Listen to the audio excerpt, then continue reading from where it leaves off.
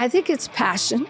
For me, entrepreneurship is passion and innovation, and the ability to risk it all. I mean, it's part of the definition of an entrepreneur, is to be able to just keep going and knowing that there will be a solution that will come up.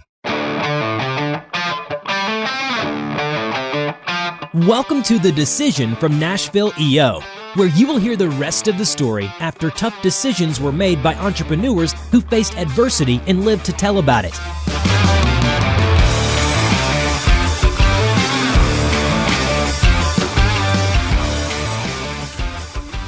Hi, Robert Hartline here with EO Nashville, The Decision, where we interview members of EO here in Nashville, Tennessee, that have made important decisions in their life and business.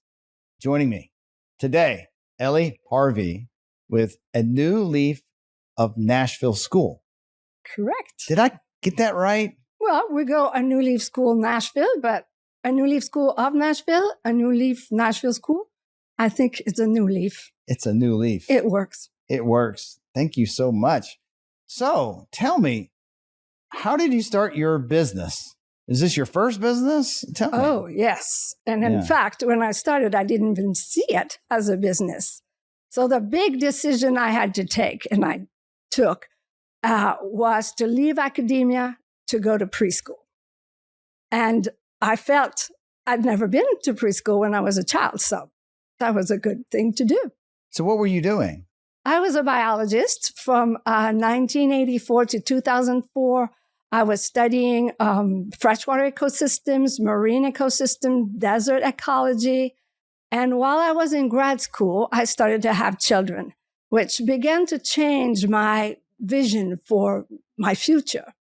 And when we tried to enroll our son to, he was 2.5, to a Montessori school, which I loved the ideas of Montessori. I had read her biography.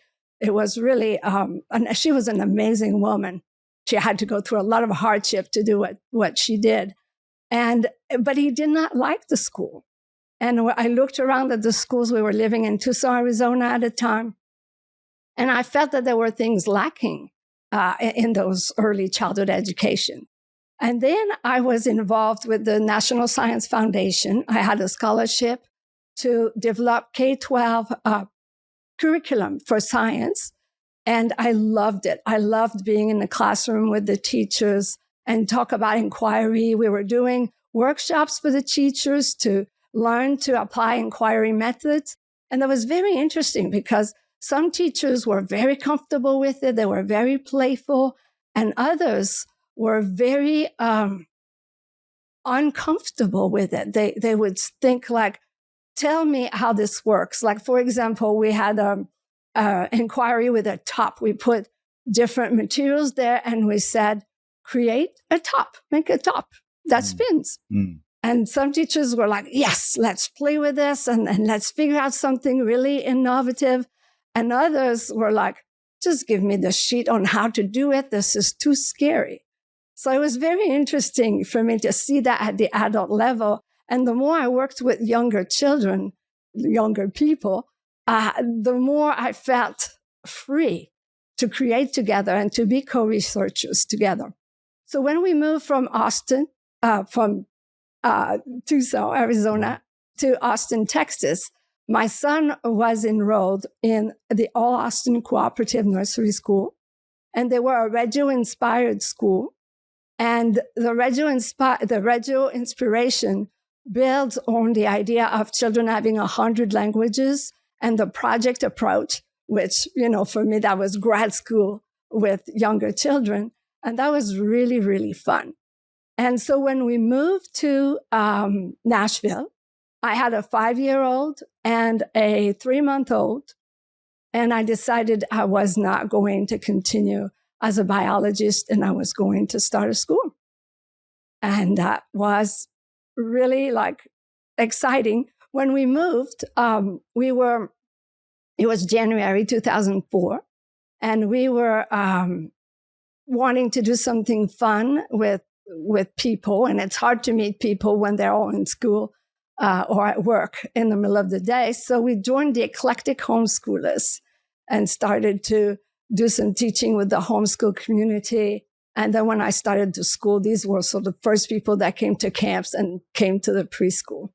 When did you start your preschool? 2005. Wow. So I had a 1-year-old and a 6-year-old who was in school, but the 1-year-old was with me. And we began at my house. And I took some classes at the Nashville Tech Community College, early childhood classes, and just started to apply some of my research ideas, the Reggio ideas, and the nature, because I wanted to build a school that had a big component to be outdoors and to study nature. And at the time, you didn't find a school that solved that itch for your own kids, did you? No. Yeah. At the time, now there's a growing movement, which is wonderful, of outdoor education, of nature schools. But at the time, there was nothing or very little. When someone hears like nature school, explain that more. Yeah. So this is a movement that began in the Scandinavian schools and in England. In fact, the first kindergarten was a garden. That's why it was called kindergarten. And that was Froebel's idea. So in the 1800s. And he created this idea of just learning outdoors. And then it evolved for people to think of education as something that needed to be industrialized. And there were a lot of benefits with having this kind of education for all, because if you think about how education was done a few hundred years ago, not everybody had access. So it was a great progress to have this type of school. But now people are seeing this as more restrictive than what our children today need. And to be, so to go back to your question, the schools that are in Scandinavia, so Norway and Sweden, have the options for the parents to be in an indoor school or all outdoor schools. And so they do all of their education outside. Wow. And that's how you do your school? We have a hybrid situation, yes. Yeah. Because we have the Reggio Inspiration, and that's Reggio Emilia in Italy. And they began their schools after World War II. And they wanted to rebuild from the war and create a school by the people, for the people, which was very different for them at the time. And so there was this idea that we've adopted, but there's also the ideas from the Scandinavian and the English school with Claire Warden, who is doing a lot of work to bring children outside. And she does half and half. She has some indoor time and some outdoor time. So we do something similar. But we have 3 campuses, so depending on the campus, we have a bit of a different schedule. You know, what kind of struck me is this experience that you had much earlier with the teachers that weren't willing to really get into the projects. They just wanted the step 1, step 2, step 3, like regimented, like, you know, it's the same lesson plan that they've been doing for the last 10 years, and they don't want anything new. Yeah. Whereas learning is dynamic and new, and like what's new in the world that they need to know now that maybe they didn't need to know last week, but this week maybe they need to know something new. Yeah. And you see that this is more dynamic and more fun than versus following the script. And you know, yes. And I guess it would take a certain type of teacher that would be willing to go to that format, right? Yes, it's not for everyone, but there's a lot of teachers who are very interested in it now. So we called it an emergent curriculum. So that means that we observe the interests of the children, and for the Reggio Inspiration, and for us, it is a negotiated curriculum where we look at the standards. I like to say there's no trade-offs. It's not because we spend a lot of time outdoors and we study the environment that we don't care about academics. It's very important that we apply, in fact, the math and ELA concepts and the science concepts into the projects, because that's what makes it powerful and really meaningful. And to bring you know, this education. Well, I just wanted to go into a story, but I want to finish answering your question. It is not for everyone, but more and more now, the universities are offering an outdoor educator concentration. So now we're going to have an influx of teachers who are prepared to teach in that way. Mm. Well, tell me this, earlier starting the school, what was it like your first entrepreneur journey? What was the first few years like? What was the big decision that you had to navigate early on? Yeah. So the first 7 years, it was at my house, and it was a small group. And I was looking for land to purchase. This was very difficult because you had to meet the codes and the zoning requirements, which I had no idea would be so difficult. Not every state is that way, but Tennessee, especially Davidson County, makes it difficult to start something like that. You can't do it everywhere. So while I was looking, at some point I was wondering whether I should just go and work for another school or whether I could just continue, because at that point it was just the preschool as well. I wanted to add the grades, but it wasn't feasible in the current licensing. And so what happened, we were very lucky to knock on the door of the St. David's Episcopal Church, which was in the Westmead neighborhood, so close to my house at the time. And they had been the birthplace of the Bintra Montessori and the Linden Waldorf schools. And so here we come knocking at the door with our Reggio ideas and our nature ideas, and they had 10 acres. So they welcomed us for 5 years. And so we were able to grow there. Meanwhile, I was looking for a space to purchase.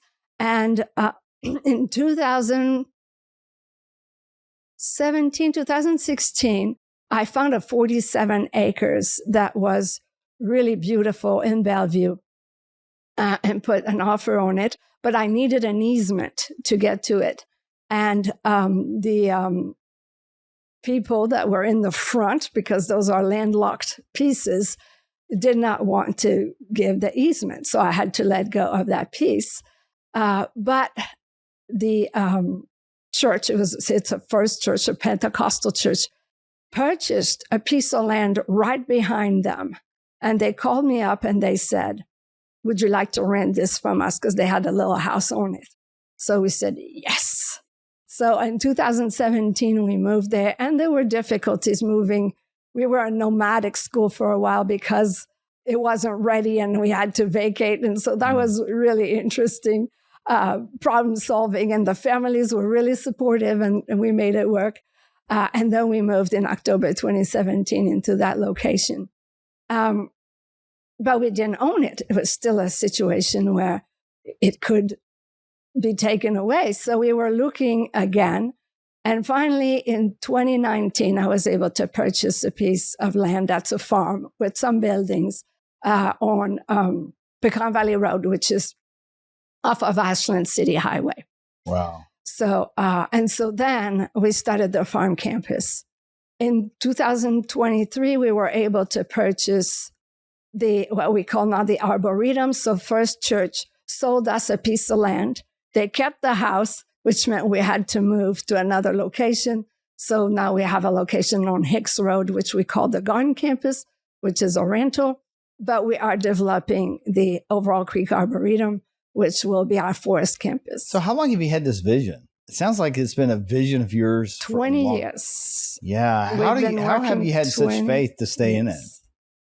Well, I think it's passion.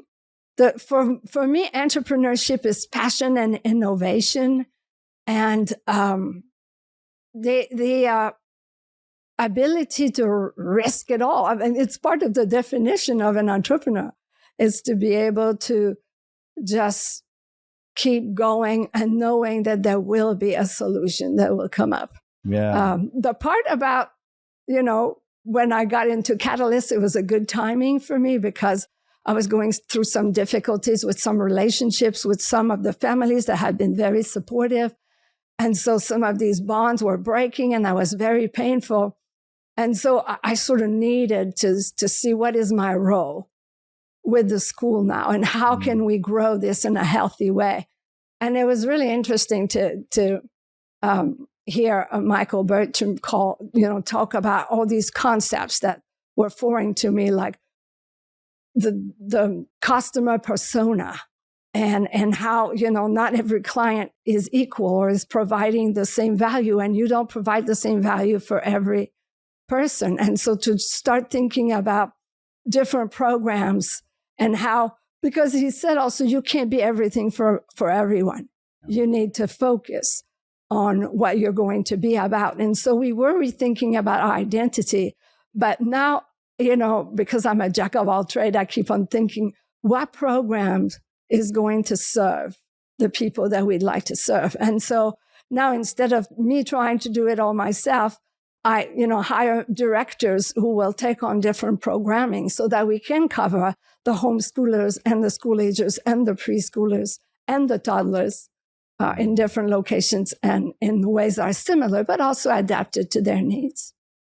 Being in business for over 20 years, you're getting to see your product as grown people. Like when you see students that you've seen after, they're going through their lives and stuff, how fun is that to be able to, it's one thing to make a product and you sell a product, you do a transaction, and maybe you add some value and you can feel about you have like this long-term play because I'm sure you enjoy being with the kids, but to be able to see after the fact, it's got to be fun.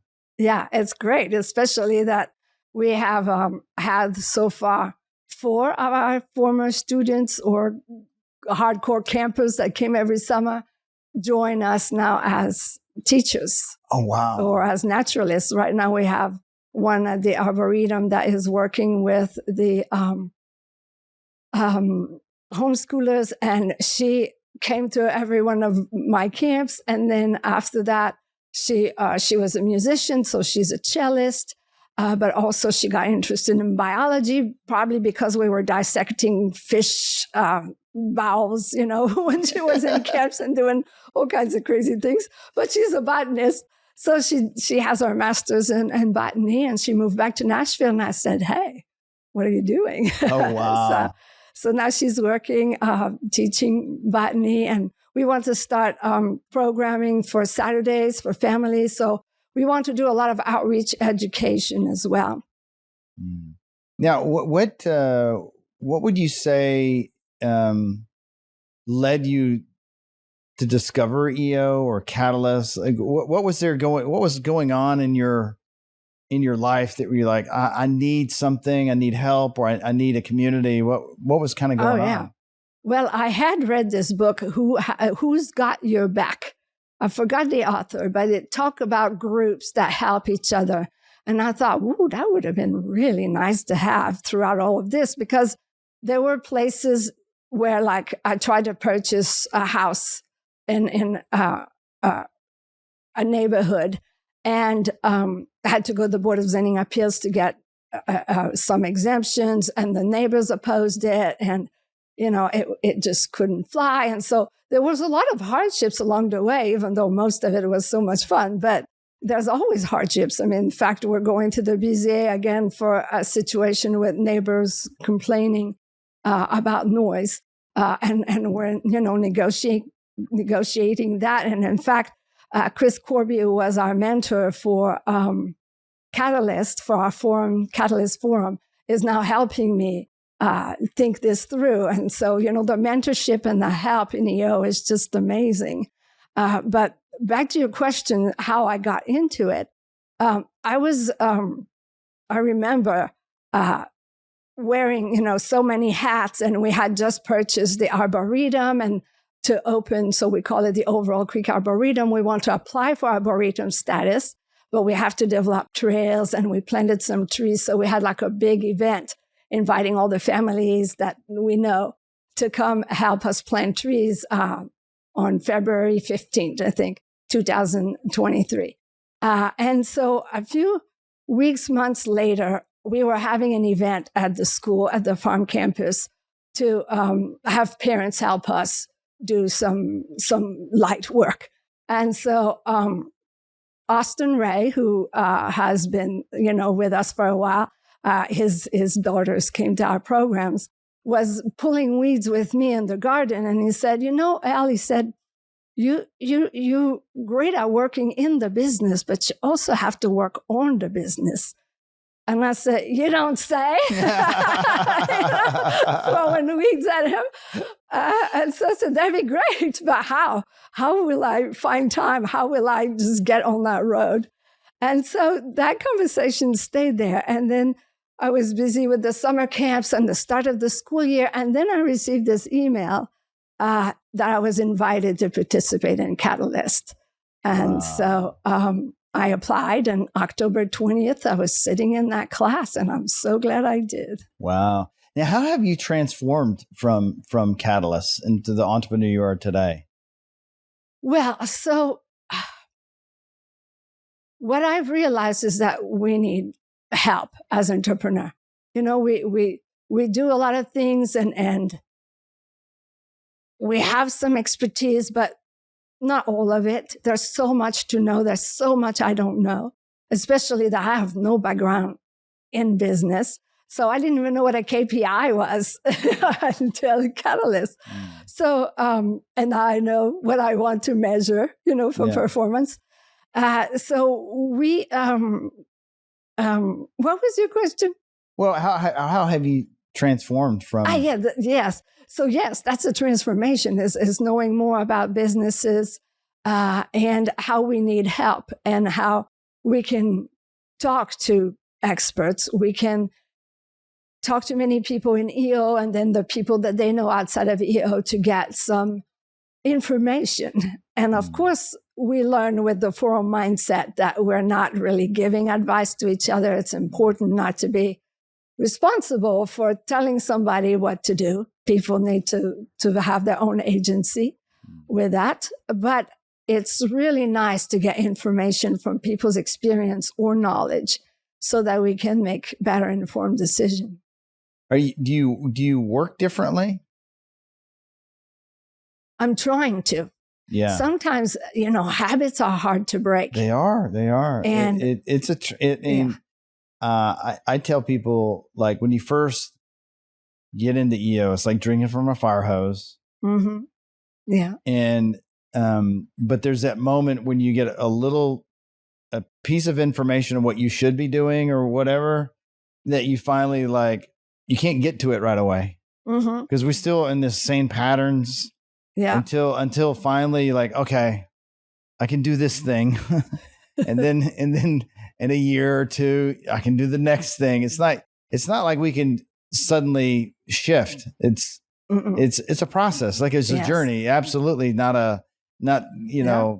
it's taken me a long time to get to all the things. And I still go to EO events, and I remember going to Nerve last year and hearing some things, people on stages telling me things I'd heard 100 times. Yeah. And then finally I was like, okay, I'm ready to do it. Yeah. Because I wasn't ready to do it before. Right. Yeah. Totally understand. Yeah. And I feel the same way. It's for me like being in EO now that I have some goals. And I want to tell you some stories about Catalyst, but I really want to become a better leader. And I see that leadership is language and relationships. And I've realized I've been so busy working so hard that I don't know how to have relationships I know, right? Yeah. I mean, when you're head down in the business and, you got a schedule, you got to make payroll, you're going through the thing. Life is happening around you, and the important relationships get the short end of the stick. Yeah. And whether it's people in our family or even employees sometimes, when we don't have enough resources, everyone's resource of our relationship has to suffer. And it's sad. But we're kind of doing what we can with what we know. Yeah. I mean, in school doesn't really set us up for entrepreneurship. No. Yeah. And we do that at our school. We have a farmer's market where the children are participating in collecting what we grow at the farm and the eggs from the chickens. They take care of the chickens. Right now they are chicken taming because we have little ones that are growing up and we want them to be comfortable with us. And so they They think about the budget. They think about the food that must go into the chickens and what we're getting, the income we're getting from the eggs and what they want to purchase. And now they're starting to tell me, we'd like to make our own things at home and come sell it at the market. And then maybe we give you 1%. And I was like, 1%?